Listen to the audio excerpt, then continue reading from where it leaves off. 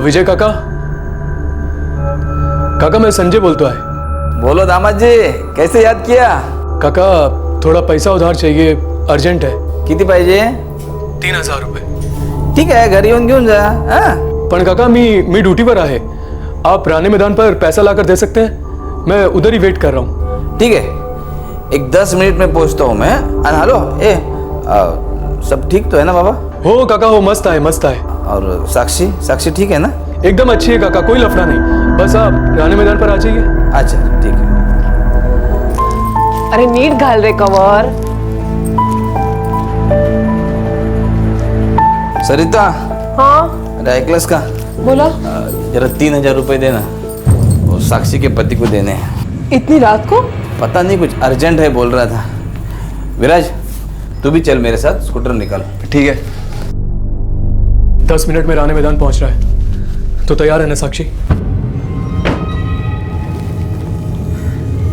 हो।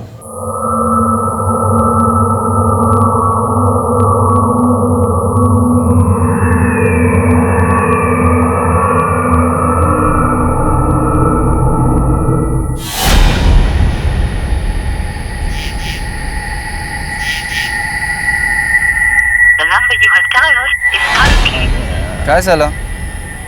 और संजय का फोन स्विच ऑफ आ रहा है। तो एक काम कर विराज, मैदान के उस साइड में देख, उसकी टैक्सी खड़ी होगी।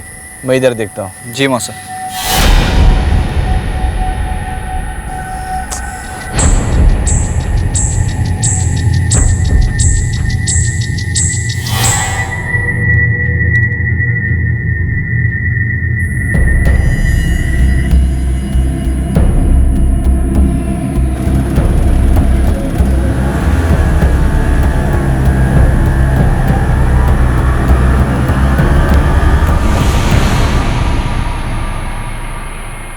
पूरे 1 घंटे इंतजार करने के बाद भी जब उसके मौसा विजय जाधव वापस नहीं आए तो विराज घर लौट आया और उसने अपनी मौसी सरिता को सारा किस्सा बताया। विजय जाधव का सेलफोन ऑफ आ रहा था।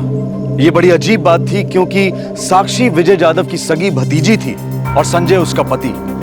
संजय और साक्षी का सेलफोन भी ऑफ आ रहा था। रात भर इंतजार करने के बाद सरिता और विराज संजय के घर पहुंचे।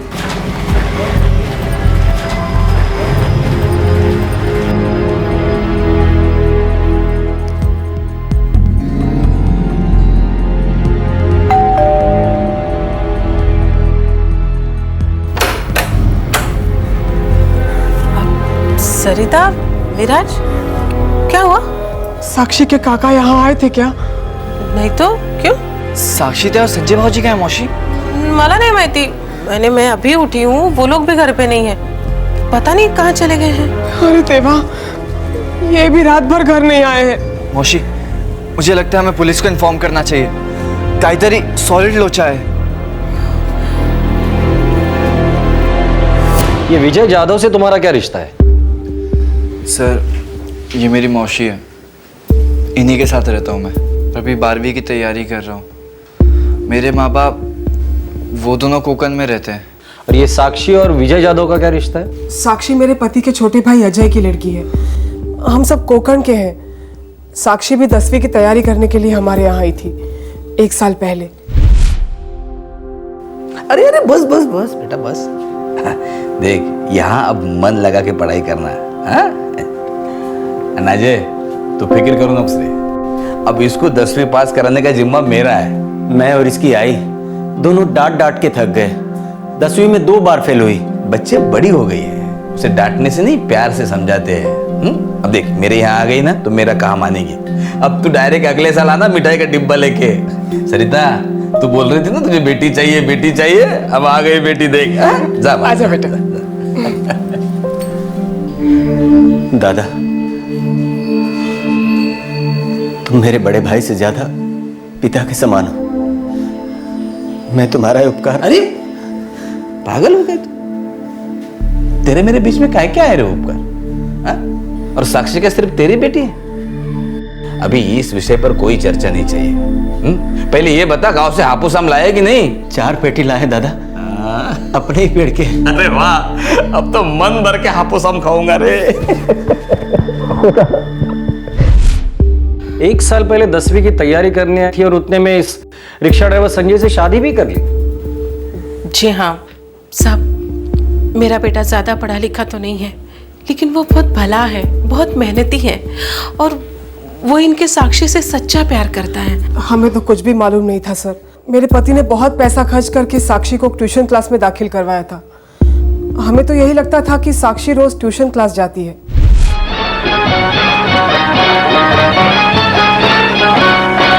गोमुसंगतीन माझ्या तू येशील काय, गोमुसंगतीन माझ्या तू येशील काय, माझ्या फिरतेची राणी तू होशील काय, गोमुसंगतीन। ये लो। सुन, तू 18 की हो गई है। हाँ क्यों? फिर तो 10वीं के एग्जाम तो शादी के बाद भी दे सकती है। काय तेरे इसका है, मैं तुझसे शादी क्यों करूंगी? क्योंकि तेरे गाल लाल हो गए, सांसें फूल रही हैं तेरी, और देख आंखें मुस्कुरा रही हैं। वैसे मेरी खोली कोई महल नहीं है, लेकिन जब तू आ जाएगी ना तो हम मिलकर बनाएंगे ताजमहल। बोल बनाना है?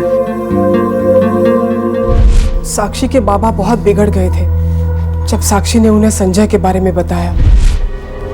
अरे ऐसे मुंह काला करने के लिए भेजा था तुझे? मेरी नहीं तो कम से कम काका की इज्जत का ख्याल की होती बेशरम। ये देख, कोई मुंह काला वाला नहीं किया है हमारे साक्षी ने। मुंह काला कब होता जब वो कोई गलत करती, तो ऐसा कोई गलत तो किया नहीं है ना उसने। साक्षी बेटा, ऐसा कोई गलत नहीं किया है ना तूने? काका हम सच्चा प्यार करते हैं और शादी करना चाहते हैं। संजय अच्छा लड़का है। हाँ अच्छा लड़का है। तू गप्प बस रहे। ये देख, मैंने पता किया है, संजय अच्छा लड़का है। अब गरीब है तो क्या हुआ? अरे हम तो कभी इससे भी ज्यादा गरीब थे, लेकिन लड़के में कोई बुरी आदत नहीं है। हाँ? ईमानदार है, मेहनत से कमाता है, और सबसे बड़ी बात तो हमारे बच्चे से प्यार करता है। ये देख, तू टेंशन मत ले, शादी का पूरा खर्चा मैं उठाऊंगा। अरे दादा ये अरे गप बस, मुझे चर्चा नहीं चाहिए अभी। देख, अरे घर की इज्जत को इज्जत से विदा करते हैं, समाज में गर्दन झुकनी नहीं चाहिए हमारी। हाँ। शादी कब हुई थी? 1 महीने पहले, 1 जुलाई को। दहेज को लेकर कुछ अनबन हुई थी? नहीं साहब, हमने कुछ नहीं मांगा, सब कुछ अच्छी तरह से हो गया था। मेरे पति ने अपनी तरफ से बहुत कुछ दिया साक्षी को।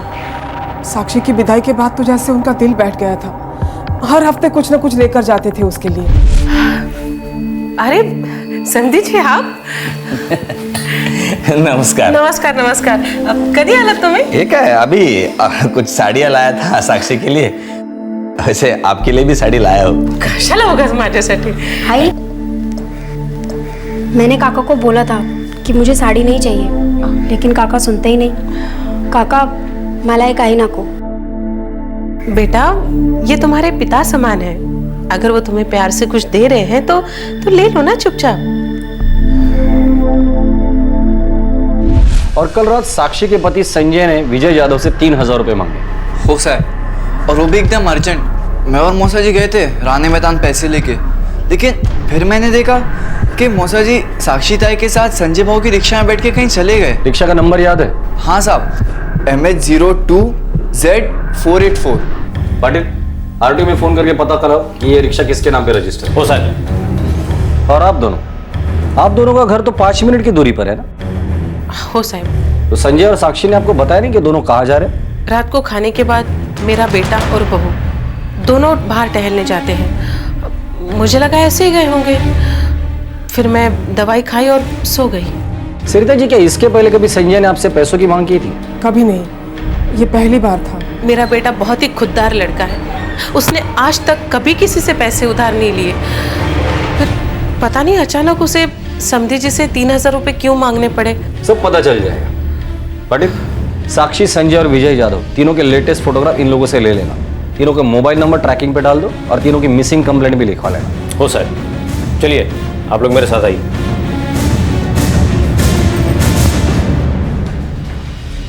साहब, क्या लगता है आपको? कोई कुछ बोल नहीं रहा है। ये घरेलू मामले बड़े पेचीदे होते हैं, लोग खुलकर बात नहीं करते। पाटिल, हमें इनकी खामोशी को सुनना होगा। एक काका, उनकी हाल ही में ब्याही भतीजी और उस भतीजी का पति, तीनों गायब थे। इतनी रात को क्या इमरजेंसी आ गई थी? कई सवाल उठ रहे थे और तब डोंबिवली के एक दूसरे मैदान से खबर आई जिसने इस घरेलू मामले वाले केस को खून से सींच दिया।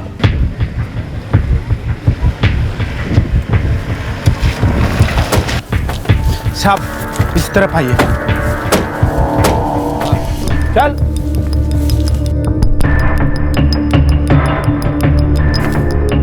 सर बॉडी से कोई आइडेंटिफिकेशन नहीं मिला, चेहरा बुरी तरीके से बिगाड़ दिया गया है। बॉडी को पोस्टमार्टम के लिए भेज दें। कत्ल करने से पहले विक्टिम को काफी मारा पिटा गया, नोचा गया। नॉर्मली मर्दों के नाखून इतने लंबे नहीं होते। मतलब इस मर्डर में एक औरत भी शामिल है। साहब कपड़े फटे हुए हैं, लेकिन उस विजय यादव के कपड़ों से मैच हो रहे हैं जो उसने कल रात पहने थे। डॉक्टर साहब ये विक्टिम की उम्र क्या होगी? करीब 40 से 45 साल। साहब विराज ने कहा था कि विजय यादव 10:30 के आसपास साक्षी और संजय के साथ ऑटो रिक्शा में कहीं गया था। पाटिल फॅमिलीला आयडेंटिफिकेशनसाठी बोलवून घ्या।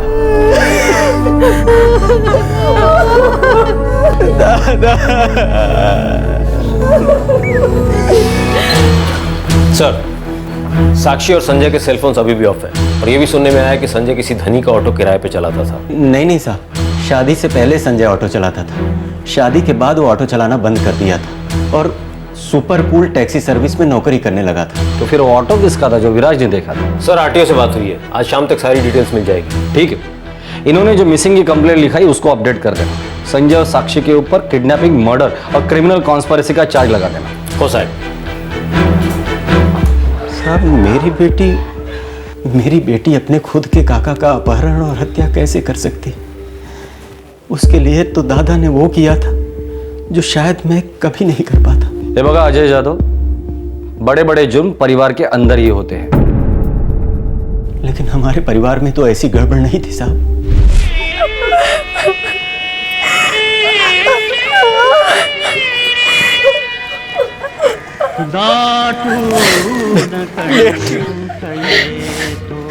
पहले अपने काका के पैर छू, पहला हक उनका बनता है।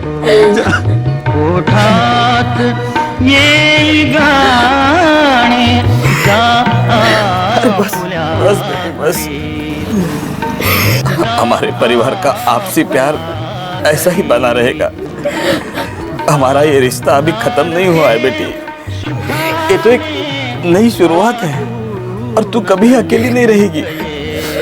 तेरा ये काका साहे की तरह हमेशा तेरे साथ रहेगा, समझी ना? मेरी साक्षी विजय दादा की बहुत इज्जत करती थी साहब। अजय जादव, पता चल जाएगा कि ऐसा क्या हुआ था कि इज्जत नफरत में बदल गई। देखिए ये मर्डर 3000 रुपए के लिए नहीं हुआ है। संजय और साक्षी के अलावा और लोग भी इसमें शामिल थे। पर क्यों साहब? दादा ने कभी किसी का कुछ नहीं बिगाड़ा था, हमेशा भला ही किया था। मुझे तो लगता है उस संजय ने ही कोई चाल चली होगी, मेरी साक्षी को फंसाया होगा। बहुत ही जल्द पता चल जाएगा। पुलिस को साक्षी और संजय पर शक हो गया था कि उन्होंने साक्षी के पिता समान काका विजय यादव का कत्ल किया है, लेकिन इस कत्ल के पीछे कोई ठोस वजह पकड़ में नहीं आ रही थी। इस केस के पत्ते धीरे धीरे तब खुलने लगे जब पुलिस को यह पता चला कि वो ऑटो कहां था।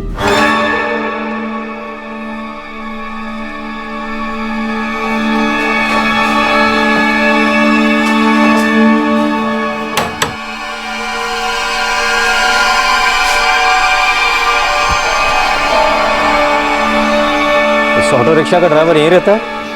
हाँ साहब, मुन्ना नाम है उसका। कुछ लफड़ा हुआ क्या? हम इसी मुन्ना को ढूंढ रहे हैं। पास के मैदान में हुए मर्डर केस में इसी ऑटो का इस्तेमाल किया गया था। तो मुन्ना अब गायब है। हाँ साहब, वाड़ी में तो सब लोग यही बातें कर रहे थे कि क्या बातें कर रहे थे? यही कि संजय और साक्षी के साथ साथ संजय के 3 दोस्त वो भी अभी तक घर नहीं लौटे। एक वो अभिषेक किराने वाले का लड़का, दूसरा वो जावेद मैकेनिक है, और तीसरा वो कॉलेज में पढ़ने वाला लड़का अजय। और ये ऑटो रिक्शा वाला मुन्ना? संजय और मुन्ना एक टाइम में 50-50 रिक्शा चलाया करते थे। मतलब एक शिफ्ट ये एक शिफ्ट वो। अब सिर्फ मुन्ना ही गाड़ी चलाता है। वो रहा मुन्ना। मंगेश सावंत, मुन्ना। ओ साहब। संजय कहाँ है मुन्ना? वो मुझे नहीं पता साहब। संजय कहाँ है? साहब बस सच बोल रहा हूँ साहब, मुझे कुछ नहीं मालूम है साहब। विजय यादव के किडनैपिंग में तेरा रिक्शा इस्तेमाल हुआ था जो संजय चला रहा था। सच सच बता दे, संजय कहाँ है वरना पूरी जिंदगी रिक्शा अप डाउन में चलाते बैठेगा। मुझे नहीं मालूम था कि संजय मेरा रिक्शा कहाँ लेकर गया था। जब से उसने ये लाइन छोड़ी तब से मैं उससे कभी नहीं मिला। परसों रात को वो अचानक मेरी खोली पे आया और उसके साथ में उसकी बीवी साक्षी भी थी साहब। अरे संजय, वही आओ अंदर आओ। अरे नहीं मुन्ना, फिर कभी आएंगे। मुझे तेरी रिक्शा चाहिए। क्या वापस ऑटो लाइन में आने का इरादा है? अरे नहीं रे, मैं अपनी टैक्सी चलाकर मस्त है, बस सिर्फ अभी के लिए चाहिए। और तेरी वहिनी को सैर कराने लेकर जाना है ना। जरूर लेके जा। ये ले चाबी। चल मुन्ना, मिलता है। आराम से, कोई घाई नहीं है। सुबह तक भी गाड़ी लौटाएगा तो चलेगा। वैसे ही मुझे अब नींद आ रही है, मैं सोने जा रहा हूँ। चल चल चल चल।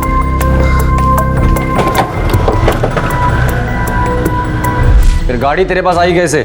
साहब मुझे लगा कि वो सुबह गाड़ी लौटाएगा, लेकिन वो रात के तकरीबन 12 साढ़े 12 बजे वो सर गाड़ी लौटा के चला गया। अरे संजय, मुन्ना ये ले चाबी। तू सुबह लौटाने वाला था ना? नहीं मुन्ना, वो मेरा काम हो गया। काम हो गया?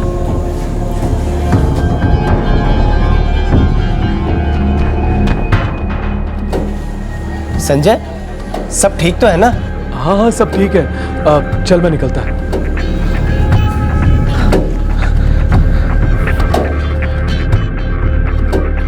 इसके अलावा मुझे कुछ नहीं मालूम है साहब। सोच ले मुन्ना, आखिरी चांस दे रहा हूं मैं तुझे। हाय शपथ साहब, माँ कसम साहब, मुझे कुछ नहीं मालूम है साहब। सर, साक्षी का फोन ऑन हुआ था सर, विठल नगर बस स्टेशन के पास Hariom guest house. Lady constable को साथ में ले लो। सर। पाटिल साहब, गेस्ट हाउस के मैनेजर को पता है ना क्या करना है? हो साहब, समझा दिया है।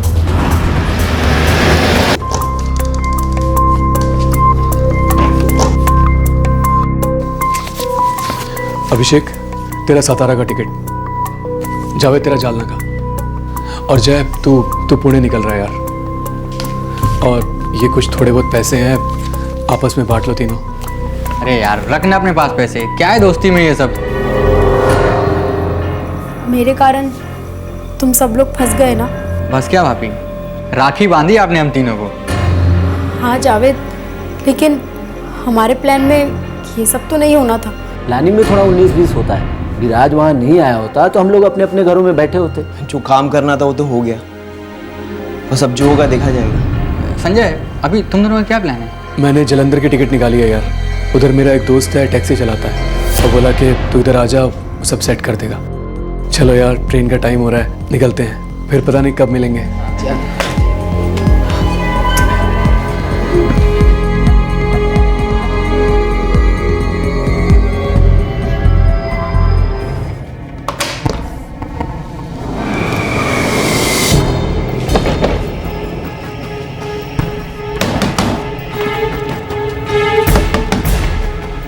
ओ मैनेजर साहब,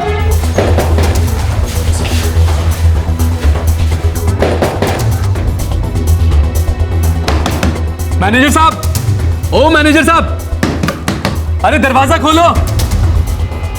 दरवाजा क्या को बंद किया है? मैनेजर साहब,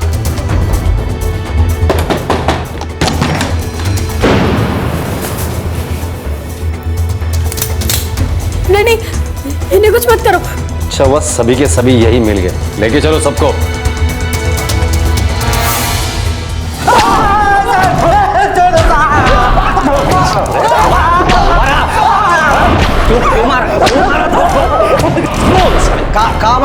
कहाँ मारला? ये लोग ऐसे नहीं मानेंगे।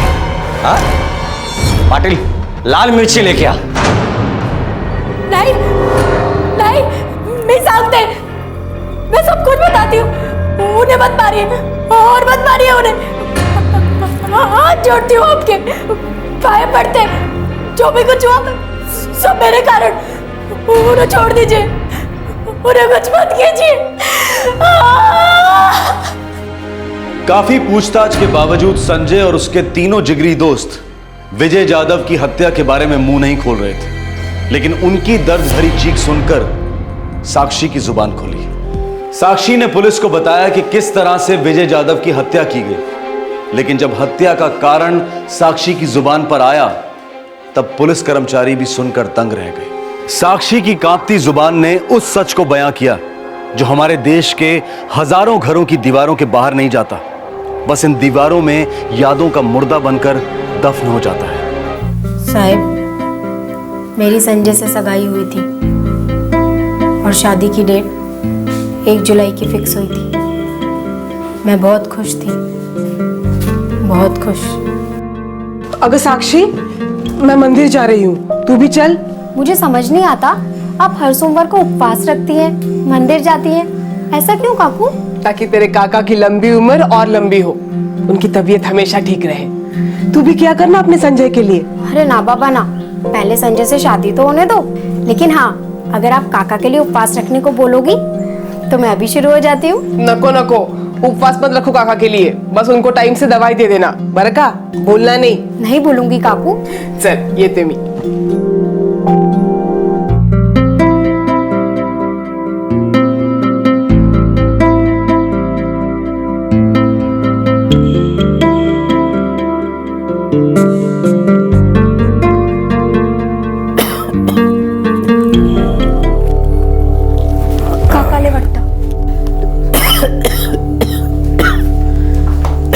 काका, आपकी दवाई। अरे तूने क्यों तकलीफ की, मैं ले लेता। काकी मुझे कह के गई थी कि आपको टाइम पे दवाई दे दूं। विराज और राजू कहाँ गए? वही क्रिकेट का भूत ना? हो काका, वो दोनों तो कैप भी लगा के नहीं गए। ये लीजिए।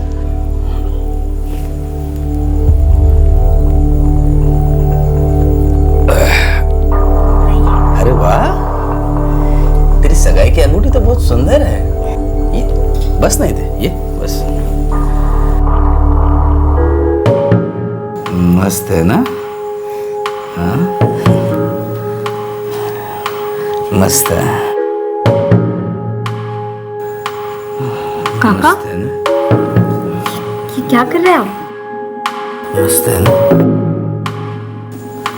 काका? मस्त है ना? मस्त है ना? मुझे लगा ये कोई बहुत ही गंदा सपना है जिसमें मेरे खुद के काका ने मुझे गंदा किया, माझा बलात्कार केला साहेब। मैं सोचती रही कि अब ये सपना खत्म होगा, अब उठूंगी, पर ऐसा नहीं हुआ साहिब। ये बुरा सपना चलता रहा, 3 महीने तक चलता रहा साहिब। विजय ने अपने छोटे भाई अजय की बेटी साक्षी के साथ बलात्कार किया था। छोटा भाई अजय अपनी बेटी साक्षी को विजय की हिफाजत में सौंप कर गया था। साक्षी विजय को अपने पिता से ज्यादा सम्मान देती थी। 2 महीने बाद साक्षी की शादी होने वाली थी और इसी दौरान विजय जाधव ने अपनी विकृति का जहरीला फन उठाया। उस दिन से लेकर साक्षी की शादी से 2 रात पहले तक विजय जाधव ने अपनी भतीजी को बार बार डसा, उसे सुन और बेजुबान छोड़ दिया। साक्षी इस घिनौनी हरकत के बारे में किसी को कुछ नहीं बता पाई, बस इंतजार करती रही कि कब उसकी शादी हो जाए और उसे इस भयंकर दर्द से छुटकारा मिले, लेकिन नहीं। अरे बस बस बेटे बस, हमारे साथ तेरा ये रिश्ता अभी खत्म नहीं हुआ है। तेरा ये काका साए की तरह हमेशा तेरे साथ रहेगा।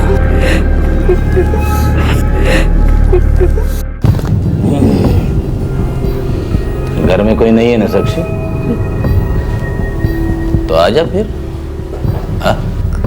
काका, मुझे साड़ी नहीं चाहिए, मैं चाय लेके आती हूँ। इतना बोला तेरे को, आ मेरे पास। काका, मेरी शादी हो चुकी है। तेरी शादी अगर मैं करवा सकता हूँ तो तोड़वा भी सकता हूँ। तेरा इधर मैं अलग अलग लोगों को अलग अलग झूठ बोलती रही कि मेरी ये उंगली कैसे टूट गई। खुद से भी झूठ बोलती रही क्योंकि मुझे यकीन ही नहीं होता था कि मेरे खुद के काका मेरा बलात्कार कर सकते हैं। लेकिन साहिब, मैं संजय से ज्यादा दिन झूठ नहीं बोल पाई। साक्षी, एक बात पूछूं? हाँ पूछो ना। तो दुखी है ना? नहीं तो। झूठ बोल रही है तो मुझे पता है कि तू क्यों दुखी है। क्या पता है? यही कि तू मेरे साथ खुश नहीं है। मेरी नौकरी से, मेरी कमाई से, इस छोटी सी खोली में दम घुटता है ना तेरा। तू अपने काका के पास जाना चाहती है? नहीं नहीं, कभी कभी नहीं। मैं उस घर में कदम भी नहीं रखना चाहती, और ये भी नहीं चाहती कि वो आदमी इस घर में आए। क्या हुआ? कोई झगड़ा हुआ क्या? नहीं, सब खत्म हो गया। साक्षी बोल ना। मला सांग ना मला। संजय वो मेरा काका नहीं, वो तो एक राक्षस है।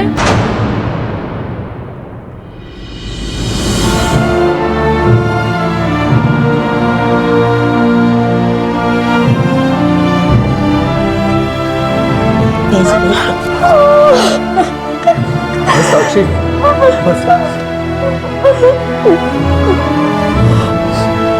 अब वो राक्षस तुझे कभी नहीं छुएगा। बहुत दूर चले जाए। नहीं, विजय जादव दूर जाएगा, और इतना दूर जहां से कभी कोई नहीं लौटता। नहीं नहीं, तू फिक्र मत कर साक्षी, कुछ नहीं होगा, मैं सब संभाल लूंगा। साहब, साक्षी मेरे तीनों दोस्तों को राखी बांधती है। जब मैंने इन तीनों को वो बात बताई तो इन तीनों ने कसम खा ली कि विजय जादव को तो मारना ही मारना है।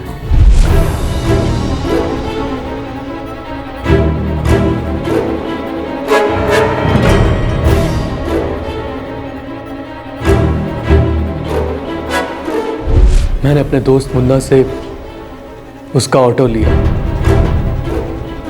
और विजय जादव को 3000 रुपए के बहाने राणे मैदान पर बुलाया।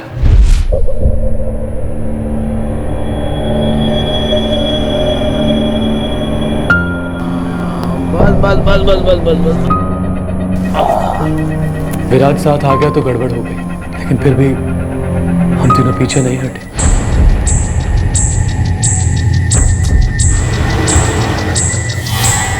संजय, अरे क्या रे, कितना टाइम लगा दिया है? हाँ? अरे क्या तो फिर से रिक्शा चलाना चालू कर दिया? साक्षी, तू पण आलीस?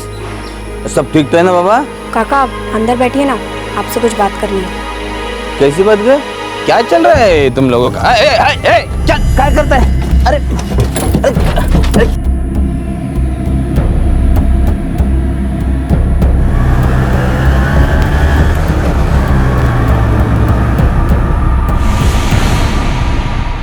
जय और जावेद हमें अनुपम नगरी मैदान पर मिले और हम चारों ने मिलकर हम पांचों ने मिलकर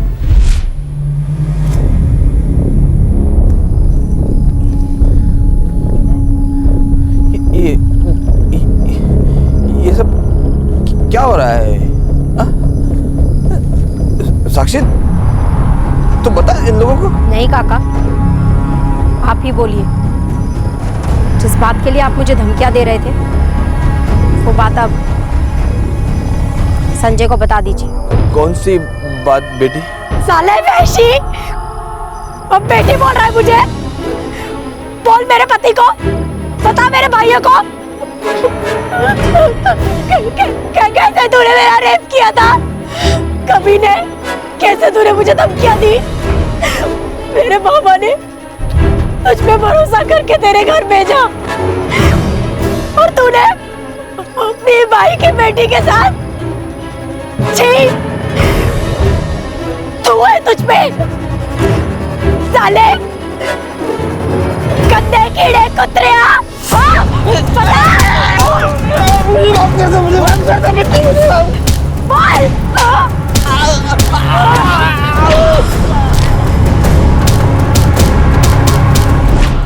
देखो साक्षी, विजय जादव को तो सजाए मौत मिलनी ही चाहिए थी, पर तुम लोगों के हाथों से नहीं, कानून के हाथों से। पर साहब, कानून विजय यादव को सजाए मौत कभी नहीं देता। शायद नहीं, पर जो जिल्लत भरी जिंदगी उसे मिलती थी वो उससे जीते जी मार डालती थी, और तुम दोनों की जिंदगी शुरू होने के पहले खत्म नहीं होती। दुर्भाग्यवश जो सजा विजय जाधव को मिलनी चाहिए थी, कानून अब तुम्हें देगा।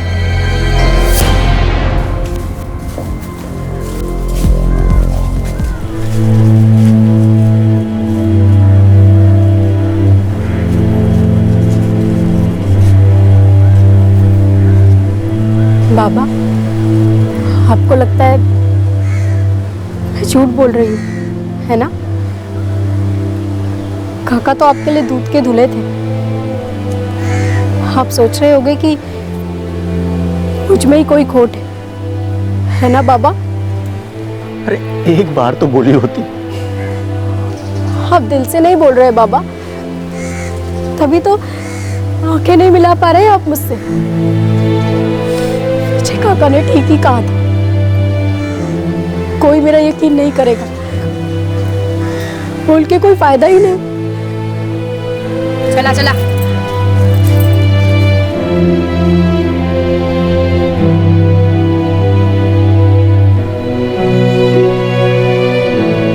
साक्षी संजय, जावेद, अभिषेक और जय को कोर्ट में पेश किया गया। इनके खिलाफ चार्जशीट का ऑर्डर दिया गया है। फिलहाल पांचों जुडिशियल कस्टडी में। इंसेस्टुअस रेप यानी कि परिवार के किसी सदस्य द्वारा किया गया बलात्कार। दुनिया भर में इस तरह के बलात्कार को बेहद संगीन जुर्म माना जाता है और अक्सर इस तरह के जुर्म के लिए उम्र कैद की सजा सुनाई जाती है। 1983 में हमारे देश के रेप लॉज में काफी महत्वपूर्ण सुधार आए और उनमें से एक था रेप के लिए मिनिमम सजा, जो इस वक्त है 7 साल बामशक्कत। साथ ही कस्टोडियल रेप केसेस में मिनिमम 10 साल से लेकर उम्र कैद तक की सजा तय की गई है। कस्टोडियल रेप वो होता है जहां अपराधी अपनी पोजीशन का फायदा उठाता है, जैसे पुलिस ऑफिसर, जेल का वार्डन, हॉस्पिटल स्टाफ, सरकारी ऑफिसर वगैरह वगैरह। बच्चे माँ बाप की कस्टडी में होते हैं तो कॉमन सेंस की बात है कि पिता या पिता समान रिश्तेदार जो गृहस्थी का कर्ता धरता है, फैमिली का हेड, यदि ऐसा शख्स अपनी कस्टडी में किसी बालिग या नाबालिग बच्चे का यौन शोषण करता है तो वो सीधे सीधे कस्टोडियल रेप के दायरे में आना चाहिए। कानूनी परिभाषाओं में सुधार लाए जा सकते हैं, सजा और सख्त की जा सकती है, लेकिन इंसेस्ट और इंसेस्टुअस रेप को लेकर एक और महत्वपूर्ण पहलू है और वो है सामाजिक डिनायल। हमारा समाज इंसेस्ट के बारे में, परिवार के सदस्यों के बीच लैंगिक संबंधों के बारे में बात करने से भी कतराता है। हम इस तरह से पेश आते हैं जैसे ऐसा कुछ होता ही नहीं है, और अगर होता भी है तो विदेशी मुल्कों में होता होगा। हमारे यहां तो यह असंभव है। इससे बड़ा झूठ नहीं हो सकता, क्योंकि ऑफिशियल और अनऑफिशियल आंकड़े ये बताते हैं कि हमारा देश इंसेस्ट और इंसेस्टुअस रेप दोनों में टॉप करता है। हमारे आज के एपिसोड की दूसरी कहानी।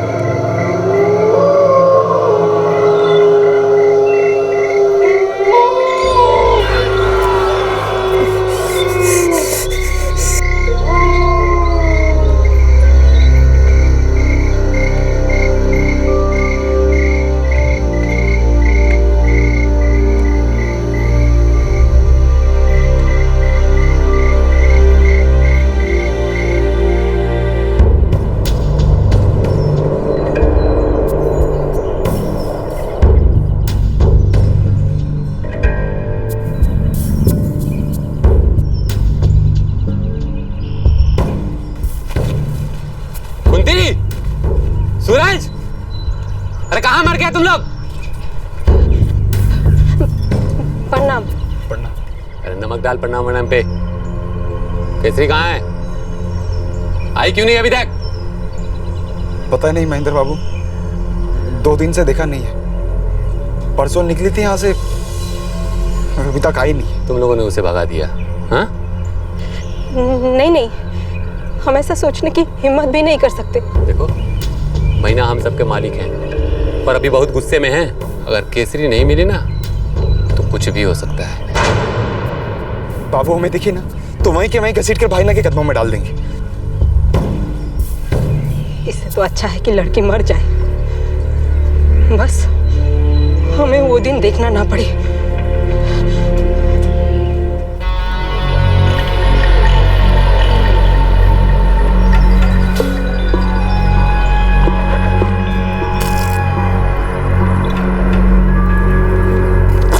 जा जल्दी, काम जल्दी करो। कहाँ है वो? वो कहाँ गई होगी वो? कहीं नहीं भाग सकती भैया। उसके घर के बाहर अपने आदमी है। उसकी दोस्त है ना मेघा, उसके घर के बाहर भी, गांव के हर कोने कोने में अपने आदमी है। अपना गांव छोड़कर दूसरे गांव गई होगी। 13 साल की लड़की जंगल क्या पार करेगी भैया? जंगली बिल्ली है वो, ढूंढो उसे महेंद्र, ढूंढो।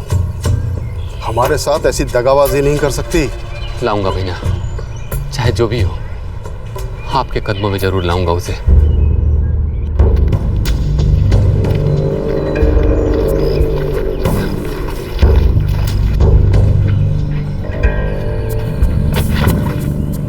महेंद्र बाबू,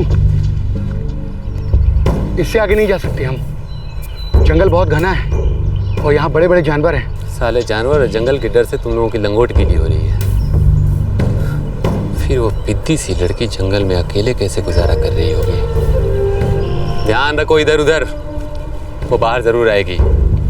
और आते ही धर दबोचो, सीधा भैना के सामने हाजिर करो, क्योंकि जब तक लड़की नहीं मिलेगी ना, भैना शांत नहीं बैठेंगे।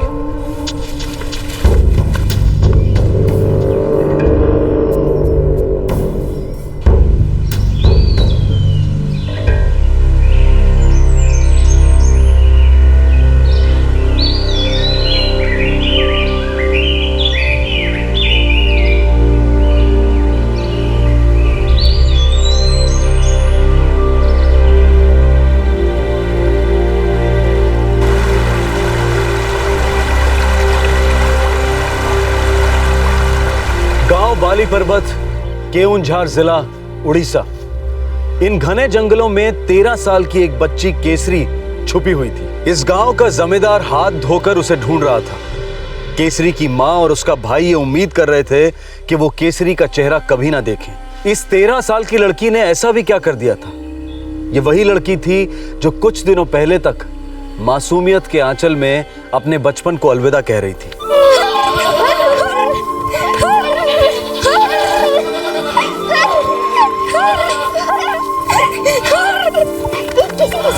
चल मेरे घर जाके खेलते हैं। ना रे, माँ की मदद करनी है, खेत पे जाना है। कल खेलते हैं ना, पक्का। ए केसरी, हाँ खाना खाया तूने? ना। आजा आजा, खाना खा ले। पखाला खाइबू? आज नहीं काकी, कल आती हूँ ना, पक्का। आज काम है ना। हो जा।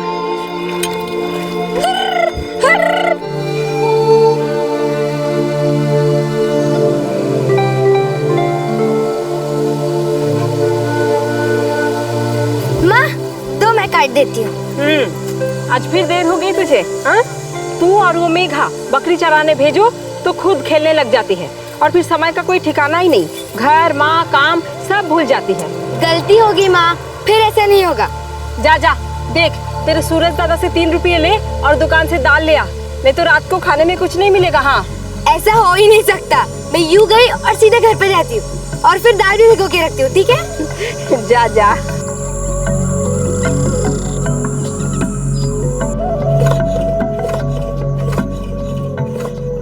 भाई 3 रुपए देना ना, माँ ने दाल लाने के लिए कहा है।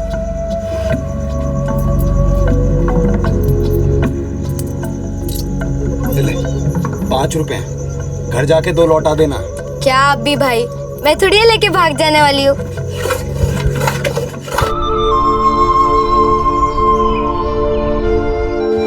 काका 3 रुपए का दाल देना ना।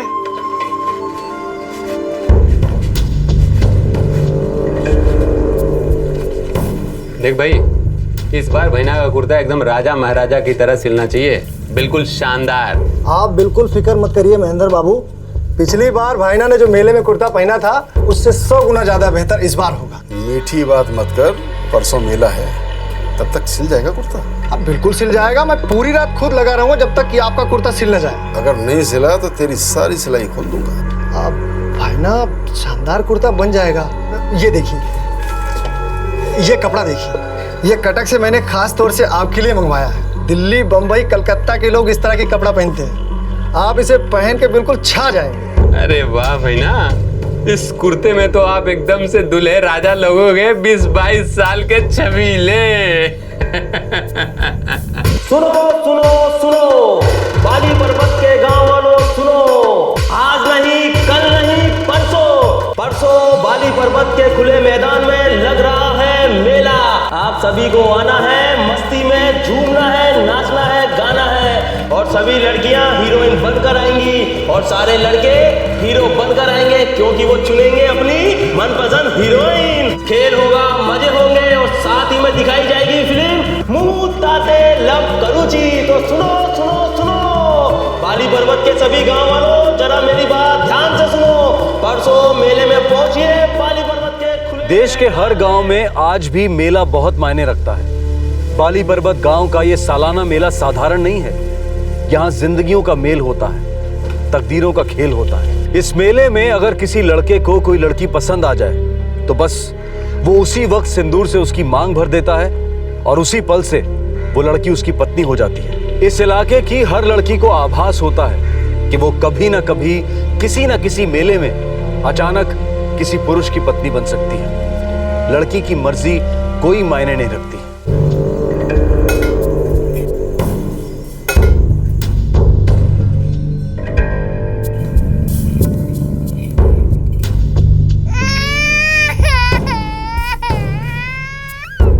खाने का मजा किरकिरा कर रहा है, दूध पिलाओ से, जय से।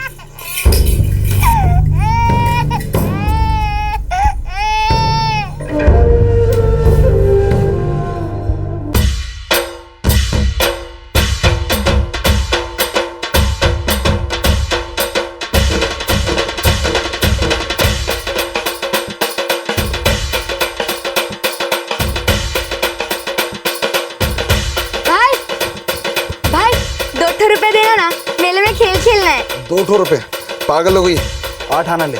भाई 5 खेल खेलने हैं तो ₹1 ले। अच्छा ठीक है, ₹1.5 देना, जल्दी देना।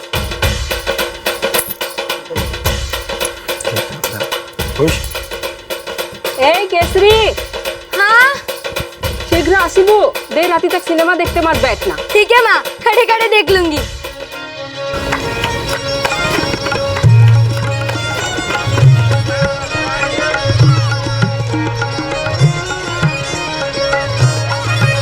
रजा बाबुल गाछी रे, हिला डुला नाचे रे, झुमका जबर फूल रंगा रंगा, हा हा हा, झुमका जबर फूल रंगा रंगा, हा हा हा।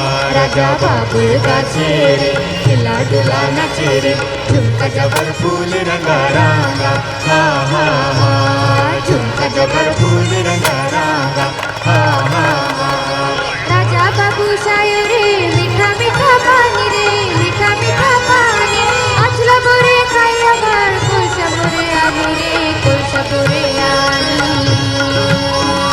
झुमका जबर फूल रंगा रंगा, हा हा हा, झुमका जबर फूल रंगा रंगा, हा हा।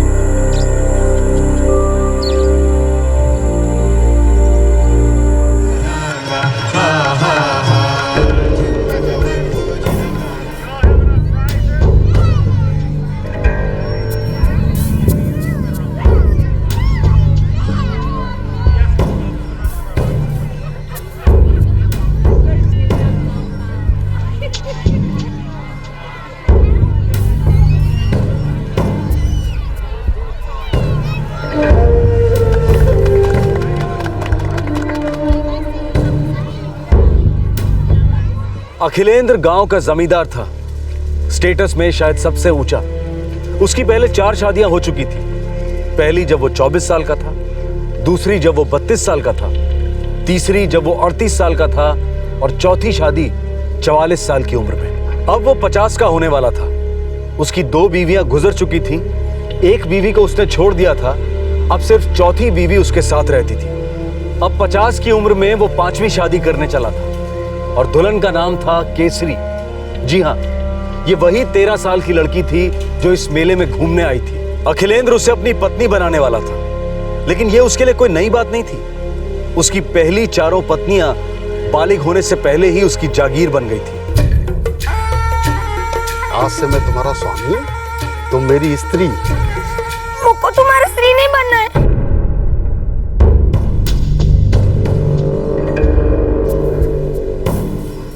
क्या बकवास बोल रही तू? मैंने तुझे चुना है, आज से तू मेरी है। मांग में सिंदूर भरा है मैंने। तुम तो बुढ़े हो, तुम्हारे सर पे तो बाल भी नहीं है। मैं तुम्हारी स्त्री नहीं बनूंगी, कभी नहीं बनूंगी। केसरी,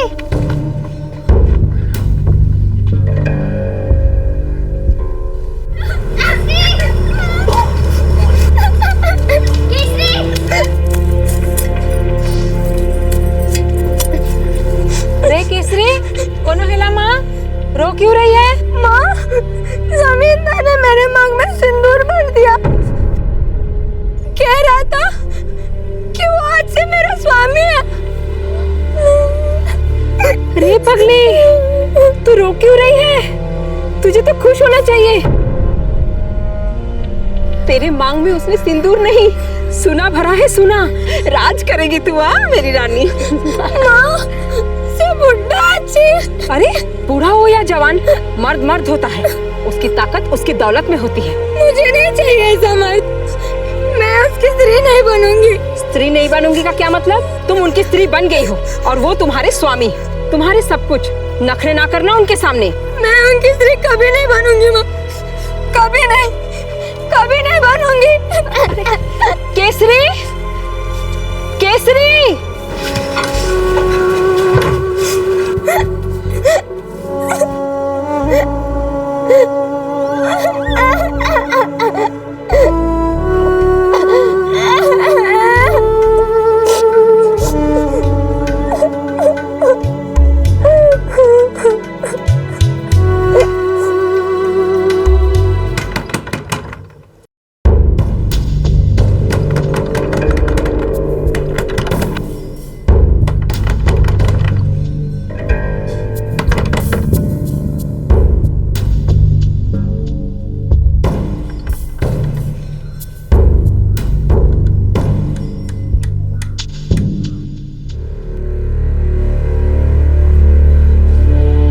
ऐसे ही होता है केसरी।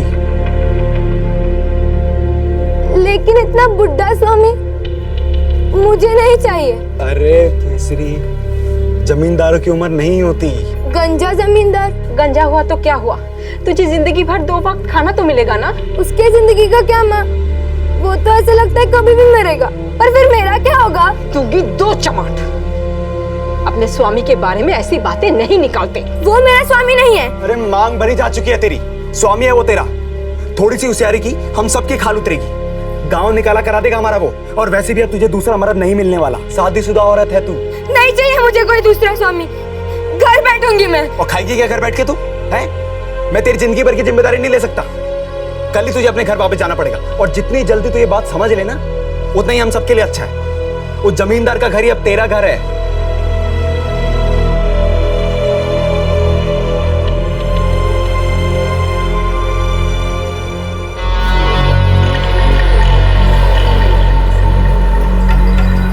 चल जल्दी मारक। सुना है कि दूसरी ला रहे हो। हाँ, आज से तू अंदर वाले कमरे में पड़ी रहे।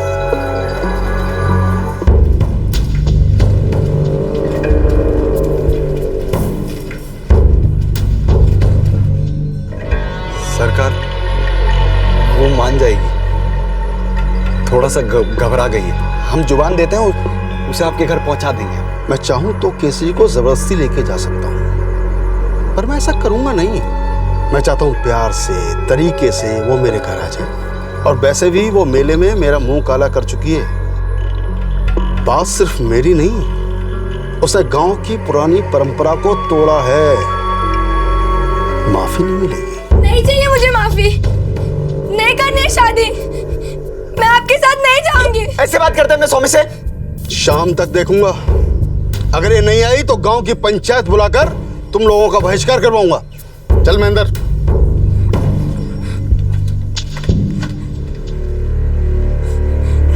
केसरी की ये बगावत, ये अकड़ सिर्फ उसके परिवार वालों को ही नहीं बल्कि पूरे गांव को तकलीफ में डाल रही थी, धमका रही थी। सदियों से चली आ रही प्रथा को चैलेंज किया गया था। पाप है पाप। ये लड़की केसरी पूरे गांव को सजा दिलवा के रहेगी और हम ऐसा होने नहीं देंगे। बात सिर्फ मेरी नहीं है, बात उसूल की है, लाज की है, मर्यादा की है। हम सब लोग मरकर जब स्वर्गलोक में जाएंगे तो अपने पूर्वजों को क्या मुंह दिखाएंगे? हाँ भाईना मैं एक बात बोलना चाहती हूँ और सभी गांव को मैं हाथ जोड़कर कहती हूँ, केसरी को छोड़ दीजिए। केसरी अभी बच्ची है। भाईना आपके तो 4 बीबियां हो चुकी है। भाईना दया करो तू। क्या कहना चाहती है निर्मला? तो उसकी तरफदारी कर रही है या मेरी बुराई? नहीं भाईना, मैं बस इतना कहना चाहती हूँ कि हमें कानून के हिसाब से चलना चाहिए और हमारे देश का कानून बच्चों की शादी को गलत मानता है। देश का कानून? कौन सा देश, कौन सा कानून? हमारा एक ही कानून है जो हमारे पुरखों ने बनाया। इस गांव का कानून। हमारा गांव एक राज्य में है और हमारा राज्य एक देश में है, भारत देश। और भारत देश का कानून सबसे बड़ा कानून है। बकवास बंद कर निर्मला। 2 क्लास क्या पढ़ ली है स्कूल की? बहुत मास्टरी झाड़ रही है। इस गांव के कानून से बड़ा कोई कानून नहीं। अगर कल तक कुंती की बेटी केसरी भाईना के घर नहीं पहुंची तो पंचायत आदमी भेजेगी और उसे घसीट के इनके कदमों में डाल देंगे। अब केसरी भाईना की है और आखिर तक रहेगी। देख और मार मत खा मुझसे, चुपचाप जा। कोई गरीब अगर मांग में सिंदूर भरता तो एक मुट्ठी चावल के लिए तरसती। उसके सर पर बाल होते पर जेब खाली, क्या करती फिर? इससे अच्छा रिश्ता तेरे लिए हो ही नहीं सकता, समझा इसे? जा केसरी, मैं कह रहा हूं तुझे, जा।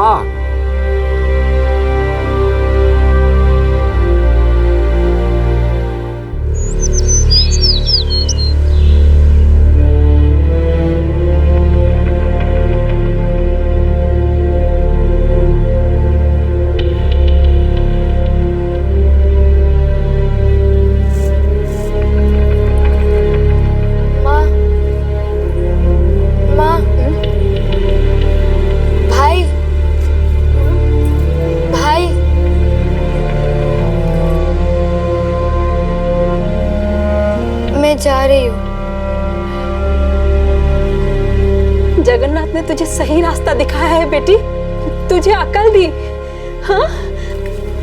हमें बुला दे कि कोई दुख नहीं है और तेरी जिंदगी की हर एक सांस उस जमींदार के हाथ में है। तू उसे खुश रखेगी, तू खुश रहेगी।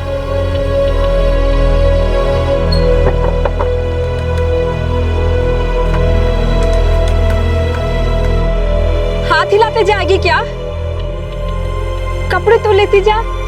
लौट के ले लूंगी माँ।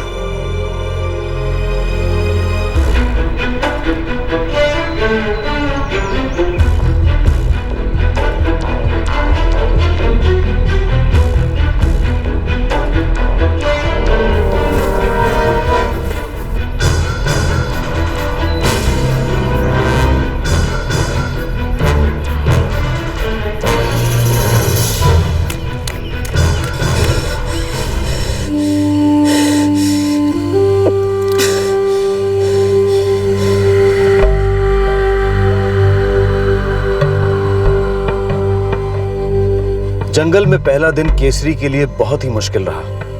13 साल की ये बच्ची घने जंगलों में अकेली थकान की चादर ओढ़कर सो गई।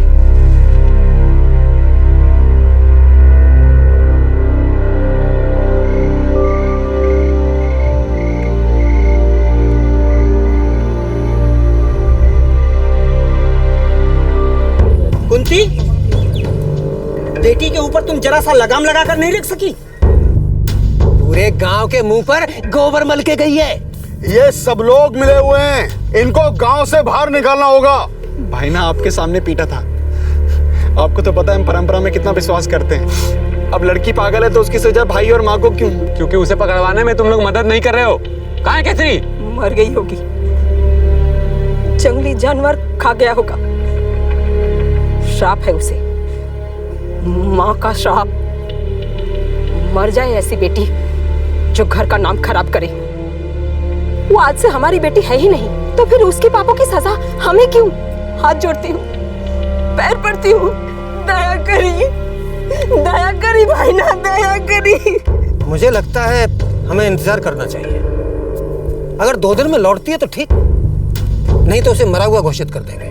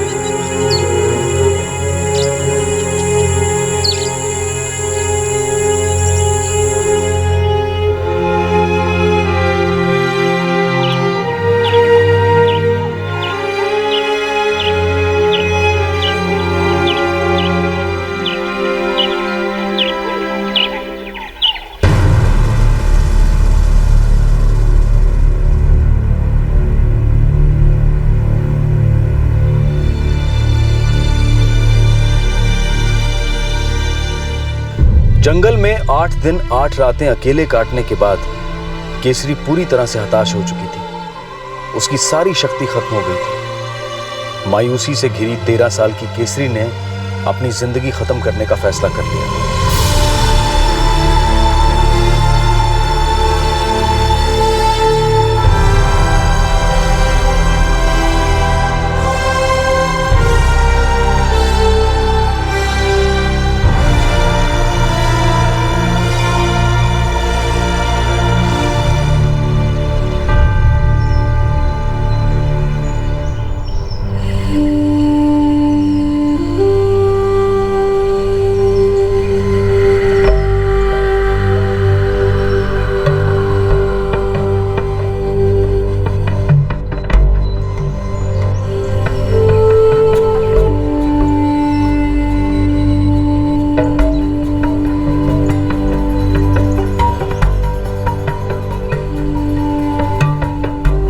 जंगल में 9 दिन 9 जन्मों की तरह साबित हुए। मानो 9 किश्तों में डर, मायूसी, थकान, बेबसी ये सभी खत्म हो गए। केसरी के अंदर अब एक नया जोश आ गया था, जो मानो मां प्रकृति ने उसे वरदान स्वरूप दे दिया था। अब केसरी चल पड़ी, लेकिन अपने गांव की तरफ नहीं, बल्कि उस तरफ जहां वो कभी गई ही नहीं थी। चलते चलते केसरी ब्रह्मनीपाल आउटपोस्ट पहुंची और सबसे पहले वहां के पुलिस स्टेशन में जाकर उसने मदद के लिए दस्तक दी।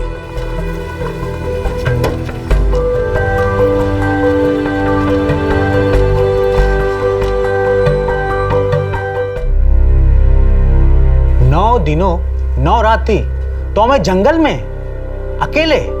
हाँ, आप मेरी मदद करेंगे ना?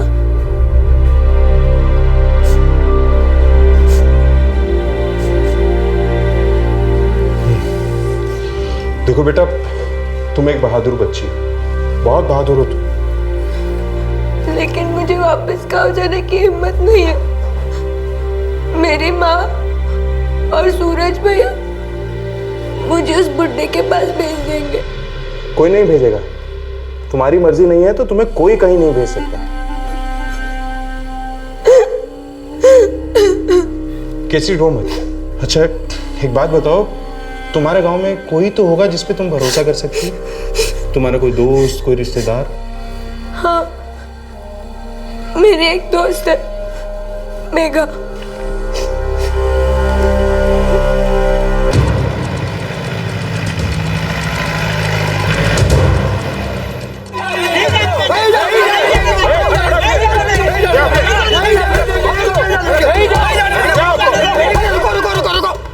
इंस्पेक्टर साहब, ये गांव का आपस का मामला है। अगर आप बीच में पड़े तो खून खराबा होगा। देखते हैं कौन आगे आता है खून खराबा करने। और किसने कहा है कि चोरी डकैती नहीं हुई? इस आदमी ने और तुम सब ने मिलकर भारत के संविधान को लूटा है और तुम सब लोग एक मासूम की जिंदगी बर्बाद कर रहे थे। ये किसी हत्या से कम नहीं है, समझे? और तुम तो बहुत अमीर सेठ हो ना। एक आईना नहीं है तुम्हारे पास? कभी शक्ल देखिए अपनी। चिता पर जलने के लिए शरीर तैयार है, जवानी की एक बूंद नहीं बची है और एक बच्ची को औरत बनाने चले थे। थाने में चलो, आज की रात थाने में रहने के बाद कभी सुहाग रात मनाने के लायक नहीं रहो।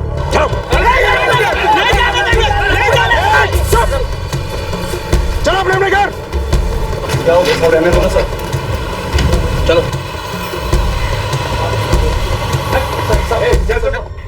भला झियोटे ए टिके खाइनियो आ टिके खाइनियो ए देखो खोल भला झियोटे मो।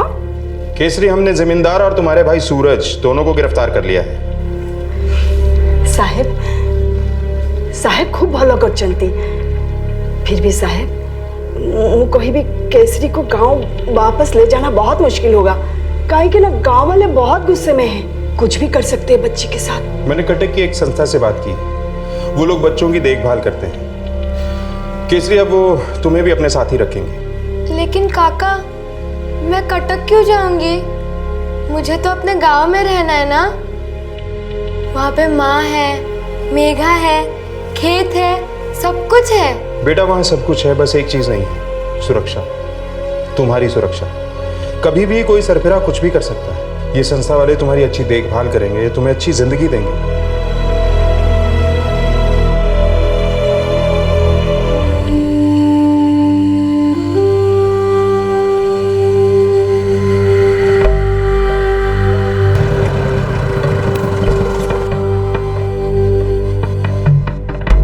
आओ केसरी।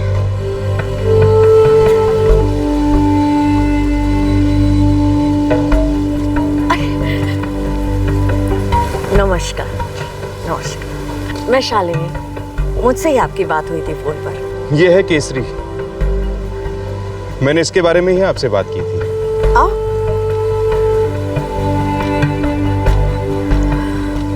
बड़ी प्यारी बच्ची है और जितनी प्यारी है उतनी बहादुर भी है ना? केसरी, तुमने मुझे काका कहा था, तो तुम मेरी प्यारी सी सुंदर सी बेटी हो। कोई भी कष्ट हो तो अपने इस काका को याद करो, ठीक है? केसरी, तुम्हें यहाँ कोई कष्ट नहीं होगा। देखो तुम्हारे जैसे कितने बच्चे हैं यहाँ तुम नए नए लोगों से मिलोगी, नई नई बातें सीखोगी और खास करके अपने पैरों पे खड़े होना सीखोगी।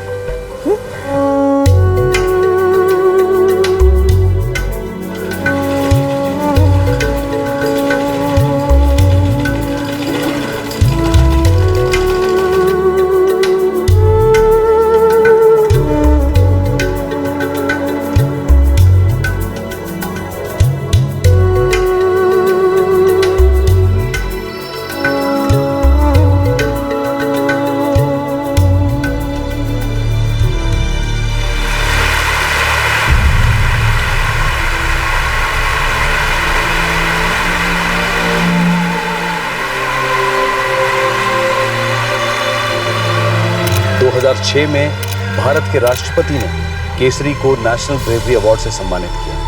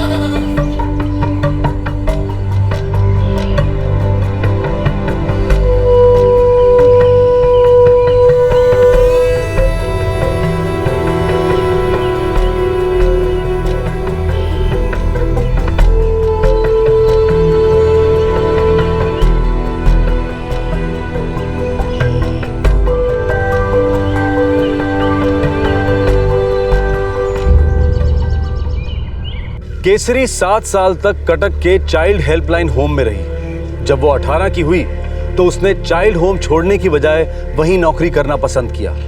2012 में 20 साल की उम्र में केसरी अपने गांव लौटी।